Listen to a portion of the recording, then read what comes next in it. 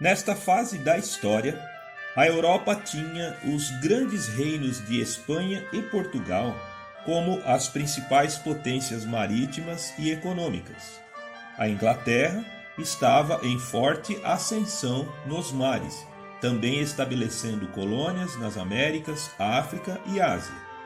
O reino dos francos fora dos primeiros a se consolidarem na Europa como potência regional, se constituindo num reino de grandes dimensões desde o final da Era Medieval.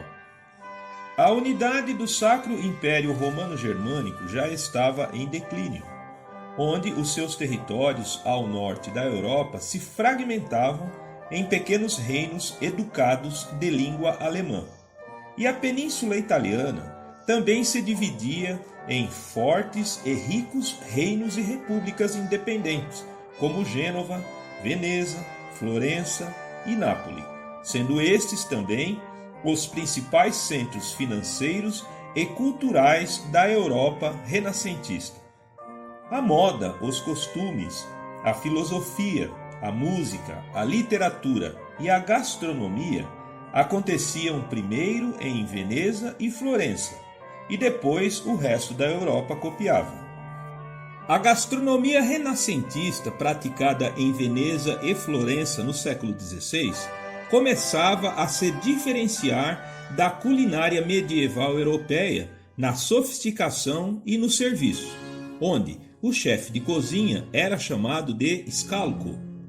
Os ricos anfitriões mercadores encomendavam grandes festas e banquetes para impressionar seus convidados. Incluíam até acróbatas e músicos para entreter e divertir.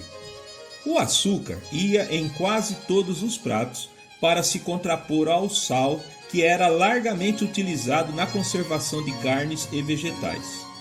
Também, os ricos e abastados mercadores venezianos e florentinos já abusavam das caras e preciosas especiarias, principalmente aquelas importadas da Ásia, como a pimenta, o cravo, a canela, sálvia, anis e outras, que além de camuflar os maus odores que vinham das carnes que não eram muito bem conservadas na época, também servia para ostentar a riqueza do anfitrião, já que eram caríssimas. Foi na Renascença italiana que surgiram, com o advento do açúcar, as geleias, a adição de nata, manteiga e banha de porco no preparo de pães, massas e tortas, e foi ali que também se inventou a massa folhada, ou a pasta frolla. Também técnicas de cozimento, como fechar as panelas com tampa a fim de abreviar a cocção, mas também não permitir que os aromas e essências se dispersem, e também a adoção do banho-maria para servir a comida quentinha, fora inventada e sistematizada em obras de culinária nesta época. Antes de sentarem-se à mesa, todos os convidados deveriam lavar as mãos, e as mesas já ficavam arrumadas com talheres, copos individuais e guardanapos, que serviam para prender na gola e eram grandes para não sujar a roupa. Os italianos foram os primeiros a fazerem uso culinário do açúcar, já que antes do açúcar só se usava mel para esta finalidade. Como em todas as sociedades, ali também havia uma diferenciação entre comida de rico e comida de pobre. O pão dos nobres era feito com a farinha refinada, ou o frumento, e a farinha escura, cheia de fibras, e até misturada com outros tipos de cereais, era para os pobres. Cebola e alho, e também outros vegetais subterrâneos, eram consideradas também comida de pobre, embora os ricos também comessem de vez em quando, sendo as folhas, a couve, o brócolis e as berinjelas considerados de valor mediano, e as frutas, sim, eram comida de rico. No caso das carnes, porco, peixe e, ocasionalmente, ovelhas, era carne de pobre. Vitela, pato e galinha eram carnes de rico, embora todos comiam de tudo quando era possível e conveniente. Na Renascença surgiram os primeiros tratados gastronômicos visando padronizar os métodos de preparo, sendo então os primeiros compêndios de receitas culinárias do mundo ocidental, como a obra Il Galateo de Giovanni della Casa, que era um livro de etiquetas, de como se comportar na casa de um anfitrião ou num banquete. Também a obra Honesta Voluptate et Valetudine, que foi o primeiro a utilizar o termo polenta e várias receitas de berinjela. Também ensinou a usar o queijo sobre as carnes e sobremesas doces quentes. Cristóforo Messibugo ensinou a fritar carne sobre manteiga ao invés de azeite de oliva. E também ensinou a elaborar pratos de massas recheadas, que são as precursoras das tortas.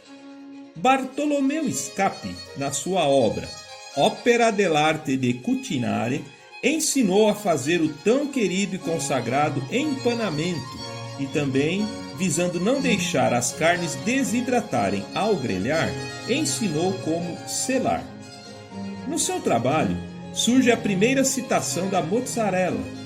Também é dele a autoria da técnica de marinar carnes antes de assar e rechear tortas e doces com ricotas. Também ensinou a preparar tortas salgadas com ervilhas, azeitonas e alcachofras, e tortas doces com ricota e mel. Atribui-se a Bartolomeu Scapi o primeiro manual de gastronomia da história, uma obra em 6 volumes, onde descreve as qualidades exigidas para um bom cozinheiro, como projetar uma cozinha prática, qual o equipamento completo para uma cozinha profissional, como degustar e avaliar, bem como reconhecer pratos, alimentos e bebidas, e também um manual de conservação de carnes, peixes e vegetais. E também inúmeras receitas de preparo de carnes, peixes, aves, vegetais, doces e sobremesas. Bem nesse período, os reinos da Península Italiana não estavam sendo fortemente influenciados pelo protestantismo, de modo que, enquanto a França e os reinos germânicos do norte da Europa estavam mergulhados nas sangrentas guerras religiosas entre católicos e protestantes, portugueses e espanhóis enriqueciam com o comércio ultramarino e os reinos e as repúblicas italianas de Veneza, Florença e Gênova enriqueciam e prosperavam com o comércio no entorno do mar Mediterrâneo. Nessa fase turbulenta da segunda metade do século XVI, a França era governada pela italiana de Florença, Catarina de Medici.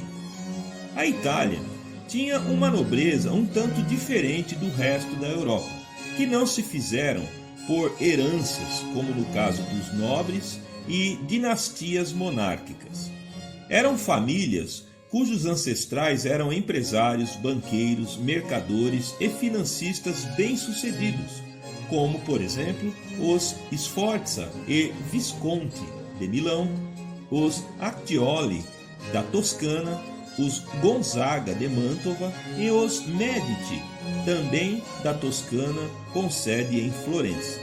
E Catarina era descendente dessa família Medici, que produziu 4 papas, vários duques e duquesas e muitas personalidades poderosas e influentes na Europa.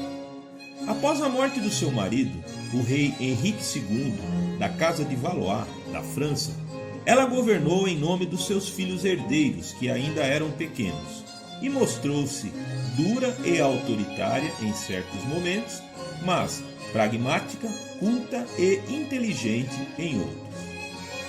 A França ainda apresentava características medievais, e Catarina tratou de importar da sua terra natal professores, filósofos, chefes de cozinha e confeiteiros, perfumistas, e também importou modos e costumes refinados e sofisticados que mudariam as feições da nobreza e da monarquia francesa a partir de então.